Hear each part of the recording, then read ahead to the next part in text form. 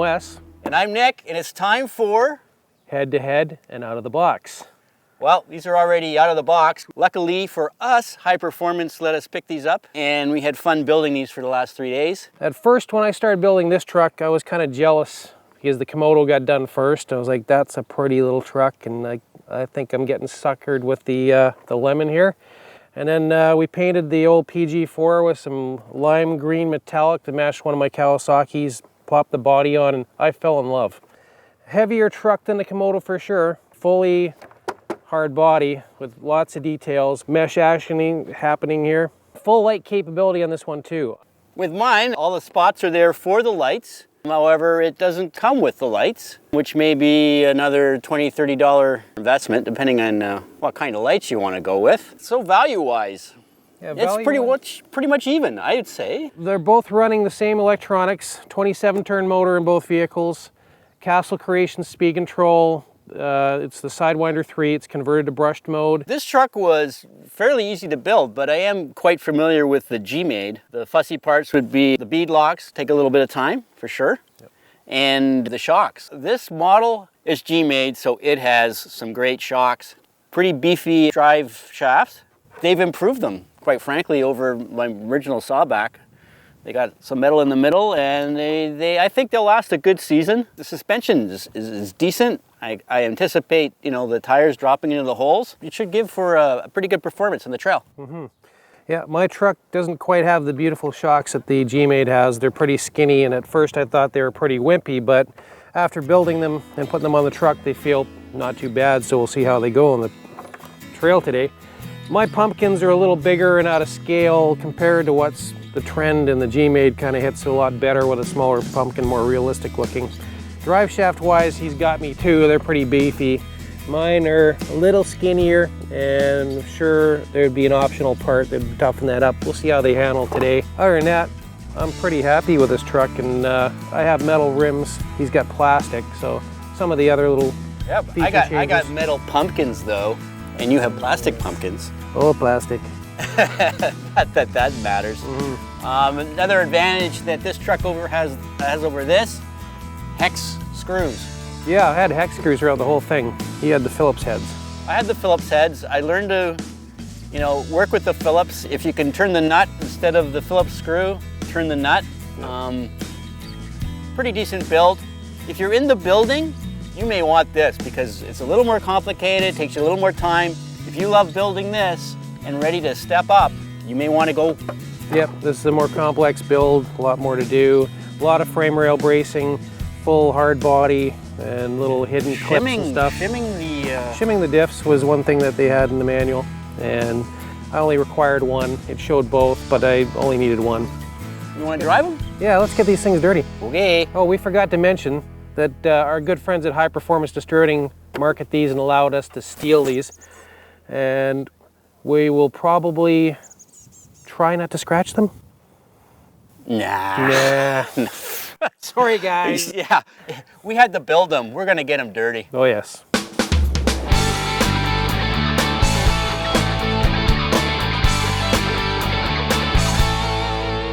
So Wes, ready to take these on I'd like to test this instead. Yeah, me too. I don't recall your names being Kate or Amy.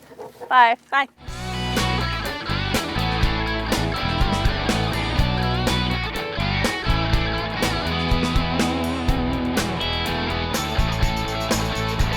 Okay, there we go. This is something they can drive out of.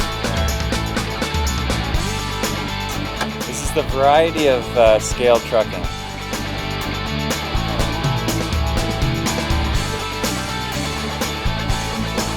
Yo! You made it! In one piece. And she's learned how to drive a forklift, all in one step.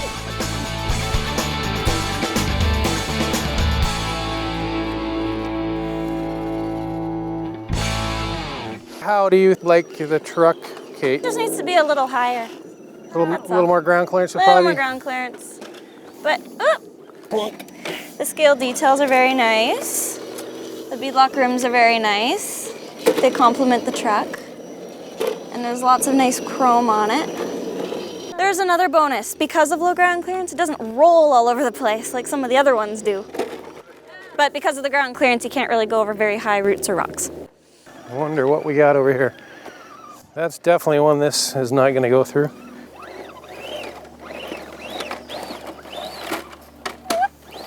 Haha. Well, she pounded it through. Yeah, you can make it up over here.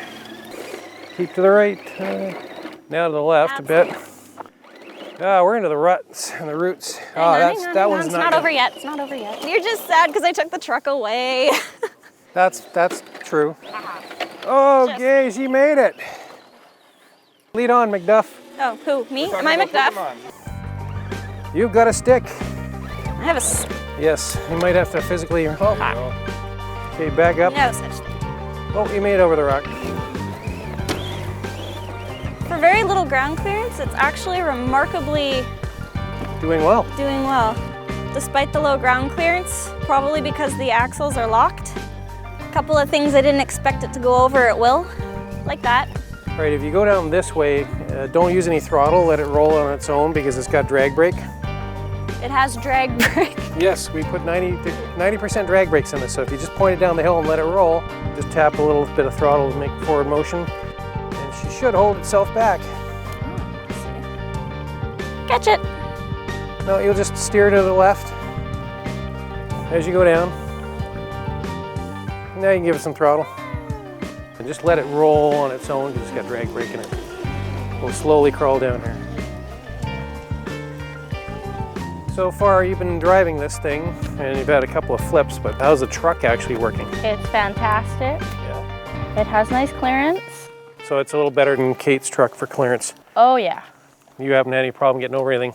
Not necessarily. I've kind of just been going a little bit slower, I think, though, too. Oh, I lied. Little tap backwards, you should be able to get over it. There you go.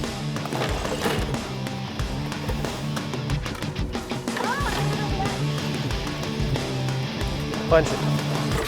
Oh! You gotta turn around. Uh-oh. There it is. You got it. Yes!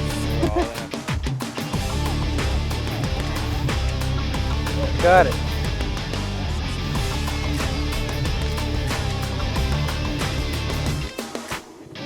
Am I in a tree? You're vertical. Yeah. I think you may need a reversal. Hell no. Oh! I gave it a lot of action. So what do you think of the looks of the Komodo, Amy? It's nice and simple. It's nice and simple. Yeah, I like simple. You got a snorkel, you got sand ladders, and somewhere along the line we ejected the shovel. I lost it. You lost it? Yeah. Oh no. But I was having fun while losing it. It comes with really nice wheels out of the box too, and tires. Yeah, the tires have been working really good. Have you had any issues with traction loss so far? Or has it been No, going it's really been good? great. It's been really nice and grippy, sticky. Yes. So overall, do you think your impression is of the Komodo here? I like it. If this is straight out of the box, it's Straight out of good the quality. It's bang for your buck. All right, Kate, final thoughts on the PG4? I really like it. It did better than I thought it would. And in terms of it being a kit, since all the transmission bits are already pre-done in the box for a new driver or a new kit builder, it would actually be relatively easy to put together. And the body survived so far, which is good. Yeah, surprisingly it did. Because I rolled it a few times. And overall, it's a really nice truck. And it's pretty. Final thoughts on the truck here. What do you think?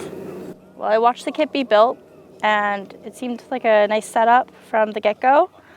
I like the accessories it comes with. For me being a novice driver, I really liked it. I'd purchase one. And it's a decent price. It's not over expensive, not too pricey. It's a nice ride.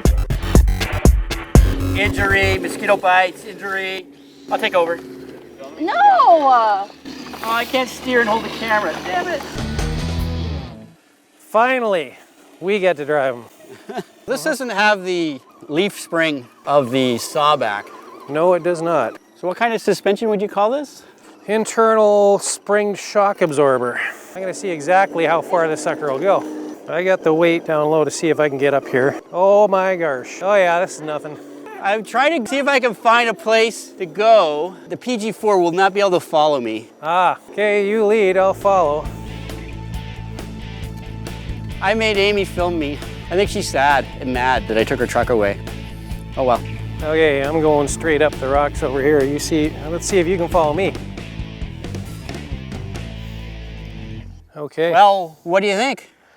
I think they're pretty good. Like, as heavy as the PG4 is, I like it. It's got good traction in spots you were starting to bounce and lose it. And I just kind of...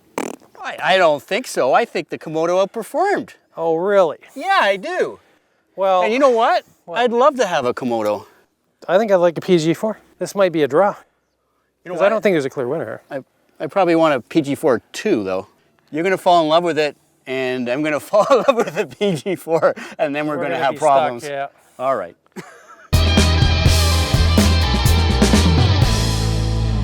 Hey Wes, Nick, if you're gonna go to BC and film the Cross PG4, you gotta include all the information. You gotta include, just give me that. You gotta include the body mount system, where the shocks go, where the battery goes, like you gotta include all that information. Let's get to it. So the body comes off just by a couple of clips on the bottom. You swing them forward, and the cab portion removes. And there's a handy clip on the front, so no other body clips on this thing. The battery is strapped right here in front. A couple of Velcro straps, and the battery slides in and out. Super secure when you're off-roading. I also like the fact that this comes equipped with a speaker box right here, so when you're adding in your scale lights in your sound system, this thing's ready to rock and roll on the trail, making awesome sounds.